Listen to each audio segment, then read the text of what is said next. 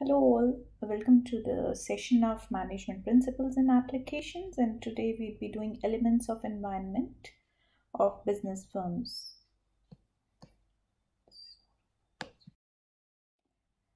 So, what is business environment? Business environment refers to any kind of internal or external forces which have an effect on the functioning of the business in a positive or negative way. Because a company which is operating in an environment, it has internal factors and external factors which are having influence on its working. So the environment may affect the business to the extent that there may be a need to modify or revamp the entire business. The environment poses threats, challenges, as well as give opportunities and a chance to grow to the business. All of this comes with an enriched learning experience for everyone associated with it. For the purpose of classification, there are different types of business environment. Let us see what are they.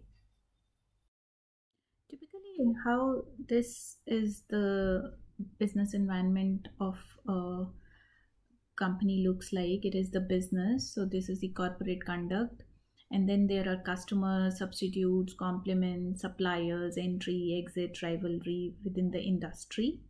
And then the macro environment, where it is technological, economical, socio-cultural, political and legal systems which affect.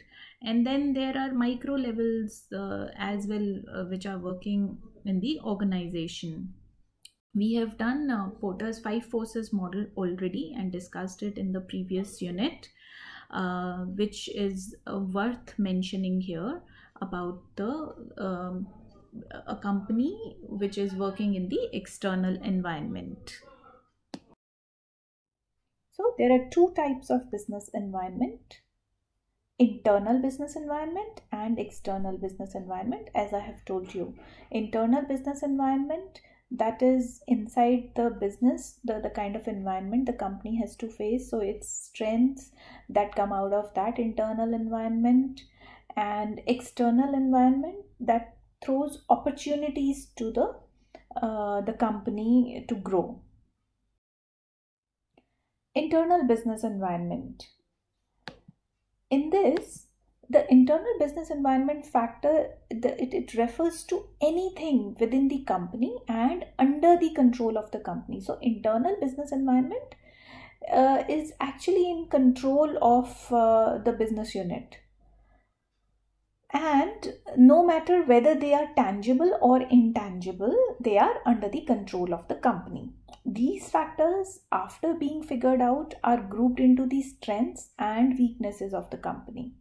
If one element brings positive effects to the company, it considers as a strength. On the other hand, if a factor prevents the development of the company, it is a weakness. Within the company, there are numerous criteria need to be taken into consideration. So what kind of strengths can we have because of our internal resources or internal environment, and they can pose as your weakness as well. So let us say if we have very good experts who can acquire the raw materials well, so that is our strength. Our core competency can be in certain product, certain service, whereas a weakness may be that we have been overlooking that area and we need some improvement in that. What are the kinds of various internal business environments? So there are 14 types of internal environmental factors, including plans and policies, value propositions. So it depends upon the company's plans and policies. What kind of plans and policies you make can become your strength or weaknesses. What kind of values do you have within your organization, whether people cooperate with each other and there is a healthy competition, or it is a kind of a destructive competition that is going on in the company. So all this is going to have an impact on the overall working of the organization. Then human resources. So in the modern global economy, where ideas and digital skills rather than physical resources are increasingly becoming popular, and where economic value is realized through them, human resource can be a company's greatest treasure. The employees can be either a strength or weakness of the company, depending on the level of their practical skills and attitudes towards work and performance. Like, for example, if a business has skilled and motivated workers, they are sure to be the biggest asset of this enterprise. Then we come to financial and marketing resources. So these are sort of, we can call them capital resources. Financial capital, what are they? That is the funds necessary to grow and sustain a business. So financial capital, it is used to invest in not only tangible goods such as factories, machines, tools, and other productive equipment to produce an output, but also in intangible resources like marketing, employee training. For all those things you need finances. So no company can survive without having all these capital resources. Once a company has enough budget, they can easily launch their products, expand their scale, and even achieve very good results. Now, for example, Coca-Cola. So they, usually spend 3.5 billion US dollars for marketing, which is more than that of the total marketing investment of Microsoft and Apple taken together. But why do they do that? Because they say that without the big investment and stable financial resources, the company success would not be guaranteed. So they are intensively investing in their marketing to make their product popular. Hence, that is their strength in the business environment. Then corporate image and branding. How is your, again, this has to do with this marketing also. So marketing actually makes your brand. So if you have an established brand, then it becomes easier for you to foray into the business environment. Then plant machinery and equipments, or the physical assets. The better technologically and more of these equipments are there with you, that is going to be your strength. Labor management.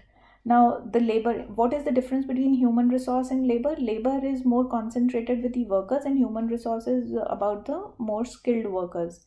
So labor management, that how efficiently you are deploying your labor to work on. So this is more relevant in the production and manufacturing units. The more efficiently you would be utilizing your labor management, because they are essentially unskilled. So you have to plan for them and you have to make them more efficient through your strategies and the plans. Hence, that can become your strength of your enterprise. Interpersonal relationships within the employees. So what are the kind of relationships that goes in a company, whether they are cooperative, whether they understand each other, when they have empathy for each other, and those things actually, there's a theory of relational practices, that the more the relational practices are there, the better is the organizational efficiency. Then internal technology resources and dependencies. So internally, which departments are dependent on each other and whether they are cooperating, and what kind of technological resources you have in the various departments. All these can become your strength as well as your weakness, depending upon how you are using them. In this case, operational efficiency can also come in. So these are the The concept of operational efficiency says that the practice of improving all your processes, which are all your company's activities leading to your final product. So operational efficiency directly affects the company's success in the marketplace. A businessman needs to truly know his company's processes and follow them to discover whether they are being performed in the correct manner or not. Then we come to organizational structure, or it is also known as the code of conduct. Now, to have a suitable organizational structure requires the owners to have to consider carefully, they have to set up a system to work smoothly within the company. Whether it's a centralized or a decentralized system, the most important thing is how effective the structure is when applied for the company. The heads of the departments need to make sure that the information flow is widely conveyed to all the customers. Suitable rules and regulations are being applied to ensure the benefits of employees and the business as well. Then we come to quality and the size of infrastructure. Now, when you already have well-trained and motivated workers, an effective operational and organizational system makes sure that the infrastructure of the company are good enough for all your functions. With the modern and high quality facilities, stable power, internet and Wi-Fi connection and so on, your company is likely to perform better. So the better your infrastructure is, the more opportunities for your company to perform successfully. Task executions and operations. So I have told you about the operational efficiencies already, that the more the operational efficiency is directly related to the company's success, and a businessman should know all its processes and task execution steps, so that you can bring on the efficiency and create your strength in that. Financial forecasting. Now, it is very important to accurately forecast the future of your organization, so that you can well ahead plan in advance.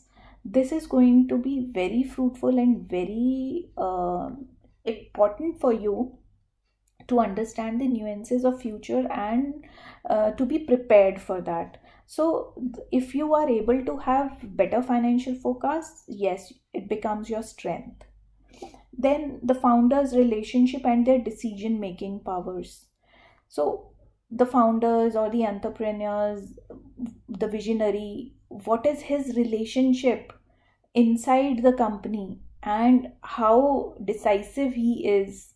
It also gives you a strength, or it can be your weakness if he is not that decisive and he gets gullible. A very good example here is Kingfisher. So the decision making power, when it rests with one person, then the entire thing goes in the same stream. So all his resources in Kingfisher company were who was taking all those decisions? Vijaya Mallya. Whereas the other the business heads, they kept suggesting him to diversify and to take care of the ruining expenses, but he went ahead with his own whims and fancies, and that led to the disaster of the Kingfisher Airlines and the company itself. So it depends what is the attitude, relationship and decision making power of the founder, and it can make or break a company. Having said that, innovation also has an important role in the internal environment of business, because in the competitive marketplace and industrial revolution we are living now, so no company can survive without upgrading new ideas in technology and new processes. So innovation is what? It refers to the introduction of something new into your business, with the ideas coming from inside the business, such as from employees, managers, or maybe from the outside world like suppliers, customers, etc. So successful innovation can bring about a lot of productivity, cost reduction, higher competitiveness, um, and whereas the companies which fail to apply innovation, they face the risk of losing the market share to their competitors, and yes, underlying profit, and losing their key staff as well, so it can lead to the disaster. So a firm should have a strong internal environment in order to be able to face the external environment. Now, what is external environment? So the external environment is relatively watched compared to the internal business environment. It is composed of various organizations, institutions, and other forces which operate beyond the control of the organization. What are the two environments it is classified in? External micro environment and external macro environment. So what is an external environment? Where a company is working and all other institutions, organizations, and various other forces have an impact on the organization. Now, external micro business environment. Now, what are micro business forces? For example, suppliers have a huge impact on the pricing of the product. Also, a competitive firm will start a price war in an industry which is relatively small, but if the rival firm is big one, then the competitive firm will hesitate to initiate the price war. So in the micro business environment, there are immediate people who are affecting your business. So the first in this line is suppliers of inputs. So these are actually very important part of external type of business environment, which includes supplier of its inputs such as components and raw materials. Now, for the smooth functioning of an organization, it is very essential that the inputs such as raw materials should be regularly supplied to the organization. So if the supply of the same is not certain, then it is recommended that organization should have large stock of raw materials. But that would increase the costs of production and reduction in the profit margin, because you will have to store them, or the customers will have to bear the increased price. So the suppliers influence your business a great deal when you are in need of those raw materials,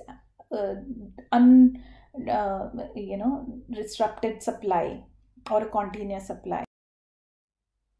And secondly, customers. It is necessary that your organization focuses on sales and to cater customers. Customer is the king. That is the new marketing funda which all of us know. So how can you win your customers? By giving good quality product as well as providing them customer services.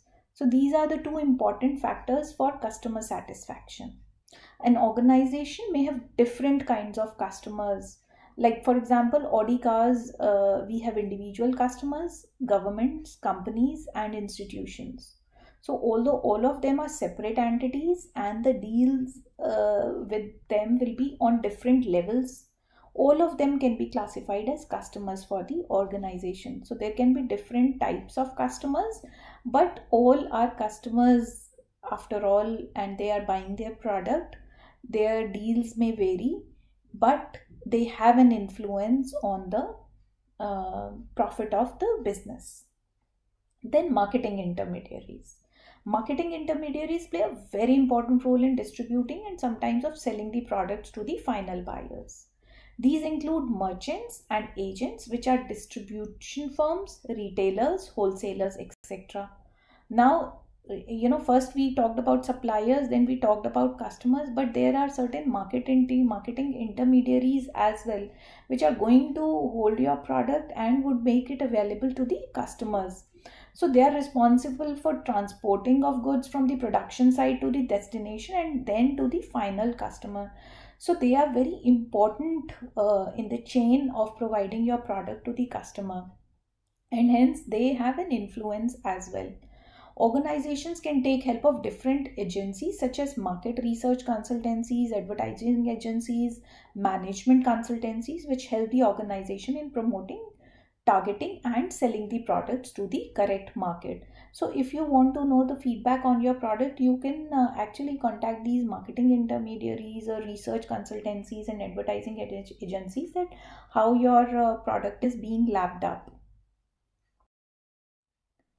The competition. Now, other firms which are working in the similar products, they become your competition. So, absolute monopoly is a concept which is long gone from the market, right? So, we have competition. Competition is prevalent and seen in every sector of business. Organizations compete with each other, and not only to get customers but also a lot of other aspects. Although the majority competition is on price, there is a non-price competition in advertising, sponsoring in the event, or even in recruiting the best talents in the market. So it's, the competition is not only at the level of product, but product pricing, but non-price things like after sale services, or they keep sponsoring certain events, or they do campus placements. What is that for? So they are actually showing that they are a better company than their competitors, and they are taking care of other societal causes as well. So a very good example of recruiting the best talent is that of Steve Jobs recruiting John Scully as an executive from Pepsi. To get John on board, Steve Jobs said the famous line, "Do you want to sell sugar water for the rest of your life, or do you want to come with me and change the world?" Google is known to pay millions of dollars to get the best of the talent. So, these things they quoted because they wanted to make a statement that Google is doing something for the society and for the changing of the world, which became this statement became very popular. Hence, what they are doing, they are portraying a certain brand of theirs, and which actually feebles the impact of competition. Then yes, directly affected by you, and you get directly affected by it, is the public. Any group which has interest or impact on the ability of the organization to achieve its objective is termed as public. Now, association of citizens, local groups, consumer protection organizations, environmentalists, women association, media, groups of youth are few of important examples of public which have an impact on the organization. Environmentalists have a huge impact on the working of the organizations which pollute the environment. So environmentalists or the association, they can come and stand against you if you are doing something which is not desirable for the society. Like, for example, if your manufacturing is polluting the environment, or your waste material is putting a load on the drainage, or it is not properly drained, then all these people, association of citizens and local groups, and the environmentalists, they can come in and they can stand against you. So they can directly impact your business, and hence you have to keep them in your mind, and you have to actually satisfy everybody. You, as a social entity, a business is a social entity, right? So it has to have it has certain responsibility which it should carry out well, that to be responsible enough not to um, harm the environment so much. And if by chance it is happening, then you make it a point to grow more trees around the area. For example, Jamshedpur. So, Tata factories are, all the factories are there, and they have actually adopted that town completely. So, Jamshedpur, the building of the roads, the trees, it is very different from the adjoining areas, because the Tata took the responsibility of the entire area and its development. So this is what business responsibility is towards public, and public affects the business. Then external macro business environment. Now these cannot be controlled by the business, and because it's a very crucial part of macro environmental forces. And because of its own controllability, the firm or the organization has to adjust itself in order to adapt to those external macro forces. So it is not that the other forces would be able to adjust. It is only the company which will have to adjust itself. For example, economic environment. So whatever way economy is going, if the economy is flourishing, your business is going to flourish automatically, right? But if economy has a downturn, then overall impact of that would come to your business as well. Of course, ceteris paribus, having other conditions same, like in the COVID times, every business is diving down except the sanitizers, the medicines, the basic things. So they do not come in the general businesses. Now these have become important businesses in these times. So barring those, all other businesses would face the downward consequences. The economy that exists around the industry, which is common for the business as well as its competition, is termed as economic environment. There can be different phases of the economy like growth or decline, which can impact the working of the organization. The economic environment is largely affected by the government of the respective country, and it may present opportunities and threats that are restrictions to the industries. The next is social and cultural business environment. It is, it depends in which social and cultural community the business is rolling up. So it has to take care of the sensitivities and sensibilities of the society and their culture. While we saw that customers and public affect microenvironment of the organization, their social and cultural aspects affect the macro environment. So a company has to mold itself to the social and cultural needs of the society. This is true especially in the case of multinational firms which bring the culture from their own country in the countries of businesses. The organizations have to understand the cultural aspects and social aspects of the country that the business is being done in. So the products of businesses can have a large impact on the society. Now, for example, there are cultural dimensions in Asian countries which prevent them from eating certain foods. Care should be taken by the organization that is introducing some food options that they should be customized for the customers in the local areas. For example, McDonald's has customized their menu for Asian markets because of religious factors by the communities from the Middle East and Asian countries. So we do not in India eat beef or beef products. So McDonald's, before entering in the Indian markets, actually took out the beef burger from their menu, which is the most selling burger in the Western countries.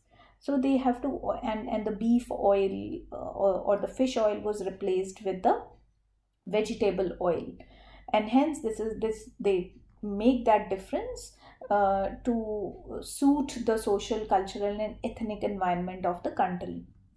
Then political and legal environment. Each and every business is closely related to the government in the operating country. The political influence of the government affects business to a large scale in a positive or negative way. It is very important to take the political and legal nature into consideration for operating in any business. So businesses come in constant clashes with these two and get affected from time to time. Like for example, Facebook has always come under the constant radar over its data leaks in the US and abroad. Going to the data leaks, many countries have banned Facebook in their countries. A similar threat is imminent with Google, which is why Google search engine is banned in China. And also the WhatsApp is banned in China. So they use WeChat because they think that all these servers are there in United States and their important information can be leaked, or US can have a scrutiny of their information.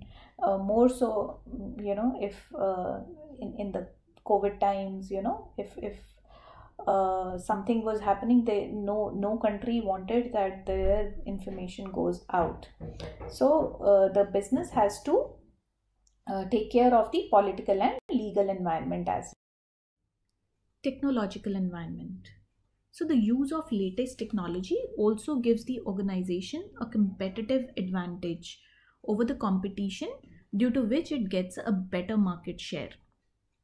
So what are the main elements of technological and physical environments? That are sources and types of technology, rate of technological change, approaches to production of goods and services, new processes and equipments, research and development systems. So the globalization has increased the technical availability of so the organizations now compete with each other in international markets for the sale of their products, and for this reason only they have to standardize themselves according to the international standards. So hence it requires all those technical requirements, technological updation is necessary. Then we come to demographic environment. What is demography? It includes the growth of population and the size of the population along with life expectancy of the people. The distribution of population among rural and urban settings and technological skills and education levels of the people. So the skill of the workers of the organization affect and determine how well the organization can achieve its target. More skilled labor, the better environment the organization can work in and can have more effective results. So for example, while China is the most populous country in the world, the growth rate of population in India is the highest. So on the other hand, in countries like Japan and Norway, the population is growing negatively, which means that requirement for products related to infants and childcare will be on higher demand in India, and accordingly the business has to operate. But mortuaries and geriatric requirements will be higher in Japan and Norway. So it depends what kind of population is there and what kind of products you can serve them. And the last is natural environment. The natural environment is the ultimate external environment which affects the business. Availability of natural resources and the setting up of business depends largely on the natural environment. So it is desirable that the natural environment is to be kept relatively unharmed.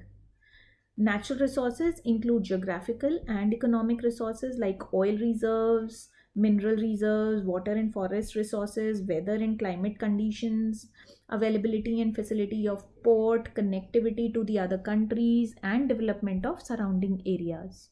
Now, for example, the availability of minerals influence certain industry in that area.